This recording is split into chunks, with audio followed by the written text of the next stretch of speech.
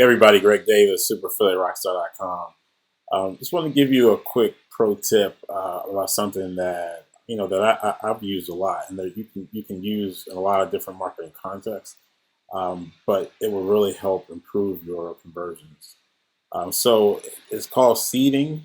You can also call it, where have I heard that before? But basically, what it is mentioning something like in the pre-selling process that can help you in the selling process. All right. So, for example, so like a simple example would be something like a landing page that goes to an offer, like a traditional, say, like a advertorial for like a health product or a skincare product or something like that. So let's just take skincare, since that's pretty common. So a really easy application of it would be to say, like, if there's some type of secret ingredient or exclusive ingredient that's in the actual skincare product, then in your pre-sale copy, you mention that. Um, and either just mention it, or you could really go into detail about what it does. But it ties into like once they go to the offer page, or ties into what they say. Oh yeah, okay, I've seen that before. I mean, most of the time they'll know they just saw it with the previous page, but you know sometimes not. All right, but it definitely helps because and I'll just tell you like this, because in my prior previous life I was a sales engineer.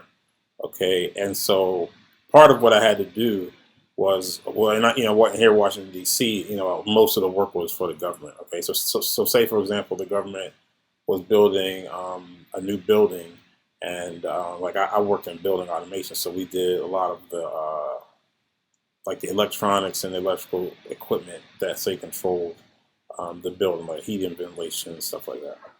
So what I would do as a salesperson and engineer would be to work with the government engineers, because the government has to write a specification, all right, or a spec, and then they have to have multiple companies bid on it, so that they can basically go with either the lowest bidder or the one that that fits the spec the best. Okay, so so my mission as a salesperson would be to help the government engineer write the spec. Okay, to write the spec around my equipment, so that my equipment is the only one that that actually fulfills the spec, and so they have to choose mine. All right, and so that's what you want to do. So if so it's obviously that takes a good relationship with the government engineer and stuff like that, and obviously your equipment has to have what they need. But but there's a similar thing, like if you're in a pre-sale process and you can again, another situation, and I would like from Joe Polish, like when he had a carpet cleaning business. He gave away a free, like, how to choose a carpet cleaner. It might be like, I don't know how many reasons, say it was 10 things, but it was these 10 things that he could uniquely tie into his business, so that he was the only one that actually fit that description. All right, so it's the same thing you can do with your pre-sale and seeding. Okay, you can just you can set it up so that the only product or offer that fulfills what you talked about is the one that you're selling. Okay, and so you do that by seeding what's in the product in your pre-sale material. Okay, so now another application of this is is with a VSL. Okay, video sales letter. All right. And this is really important, because, and this is something that most people miss. Um, it's important for you to actually watch the whole video sales letter yourself. Okay, and the reason is because once you kind of know the process that the customer has to go through, then you can write your pre-sale materials, including the ad, accordingly. And there also might be something like down in that video, further in the video, that's closer to the video closing the sale, that you can see in your pre-sale material, in your ads even. Okay, so again, it could be some kind of special ingredient.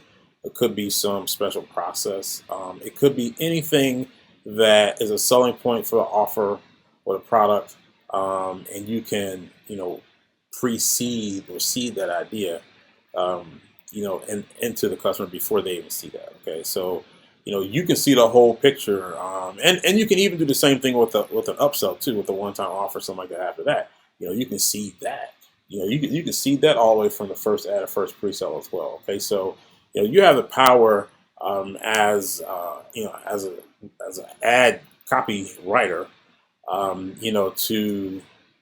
to plant these clues, to plant these, you can do open loops, in the beginning of your sales copy, that in order for the prospect to close, they have to take you up on their offer. They buy it or sign up or whatever the case may be.